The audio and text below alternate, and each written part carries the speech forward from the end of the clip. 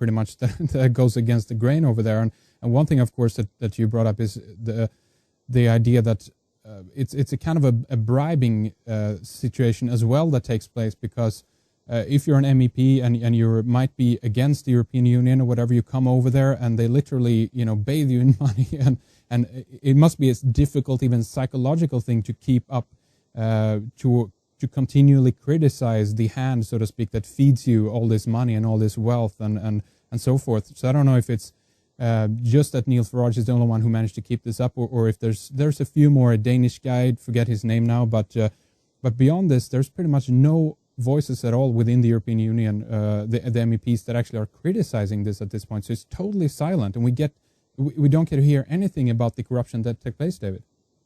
Well, that's what I said earlier, Henrik. The European Parliament is just a facade to give the feel that there's some kind of democratic accountability. So to keep that facade quiet, you have to keep it happy and content, and you have to give it a very good reason not to want to rock the boat. So what they do is they throw enormous amounts of money at it. And becoming a MEP is like a license to print money. We have a couple in Britain called Neil Kinnock and his wife Glenys.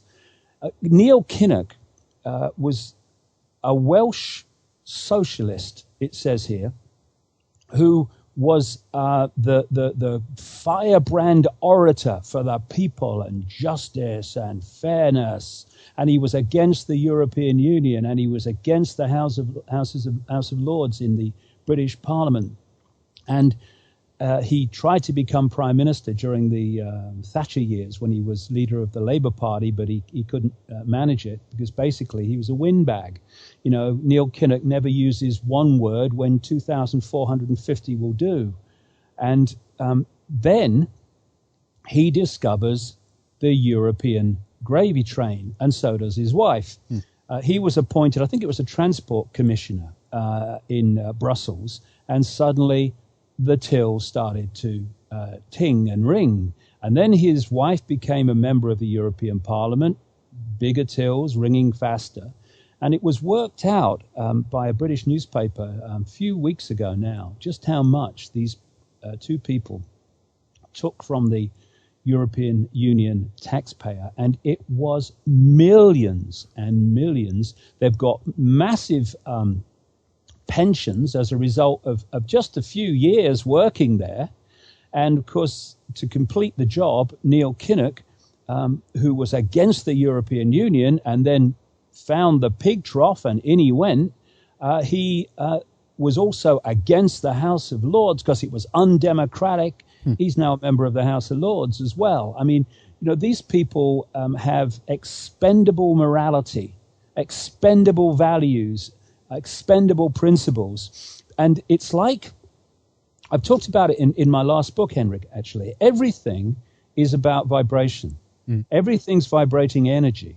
And if you take, say, 3 or 4 violins, and you pluck 1 or 2 of them to a certain note, the strings on the violins you haven't touched will start to vibrate in sympathy with the ones that you've plucked.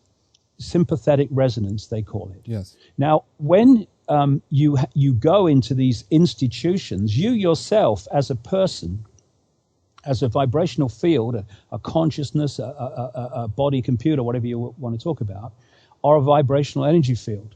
And your values and your way of looking at life, what you want to achieve, your sense of freedom for all, your sense of fairness and justice and all these things, that is reflected in your vibrational field. And you then enter this vibrational field called politics, or the British Parliament, or the European Union. And what you're actually entering, yes, you see a Parliament building, yes, you see the European Parliament building, or the the Commission buildings or what have you. But what you're actually looking at, beyond the so-called physical, is a vibrational field that represents what that place represents. And you enter that, and you're like a violin, if you like, entering a massive violin that is vibrating to a certain frequency. And you have to be absolutely at one and in your power and in your determination to keep with your values and what motivates you to go into that, quote, big violin and still hold your vibrational state. What these institutions do, and you see them all the time, Henrik, with politicians that go in saying one thing, and within a few years, they are major proponents of everything they said they went into Parliament to challenge, That's right. like the Kinnocks and all the rest of it. Yeah. And so this is how the system vibrates people into line. And I see it all the time as people completely change their personality after and their attitudes and what they say and what they claim to believe in, and they go from challenging the system to being absolute pillars of it because they've been vibrated into line. And the European Union it's so vast, and it's such a powerful vibrational construct as a result of that it's vibrating all these people into line, and there's only a few, you rightly say, who are willing to stand up to that and retain the values that took them in there.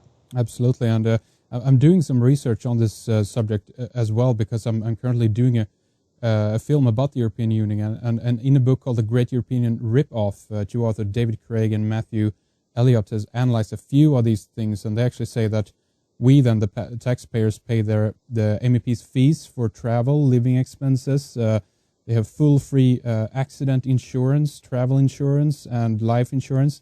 They and their families get money for spectacles, contact lenses, dental treatment. Their families can also get payment for things like hydrotherapy, mud baths, aerosol therapy, acupuncture, and just goes on and on and on. And so, just as you say, David, this is more about kind of bribing them into a situation where they rubber stamp, Exactly with the that. yes ban, on the laws and so forth, right, David? Isn't that what's happening? It's exactly that. They are bribing them into silent acquiescence to control by the bureaucrats. It's simple as that. Yeah. And when you give your soul away in the way that we're describing, then you basically you become a robot, a computer system that these people can play and use as they see fit, because you've basically given your soul away by taking the money for keeping quiet, taking the money to turn a blind eye. And this is what most of them do. Once they get in there, the lifestyle becomes more important to them than challenging the system. I mean, you look at some of the rules, Henrik, of how long these MEPs can actually speak in a debate. Mm-hmm. I mean, it's like a couple of minutes sometimes. Yeah. I mean, what's the point? And I've seen. I was the national spokesman for the Green Party in Britain in the 1980s, towards the late 1980s, which was important in my own awakening because it allowed me to see politics from the inside and what a nonsense it was, and how even though you see parties who claim to be different, like the Green Party, they're actually just the same face with a different mask on. Yeah. And people I knew at that time who were then young activists in the Green Party are now members of the European Parliament. And I see them now and again on television. I watch them being interviewed. I see them debating.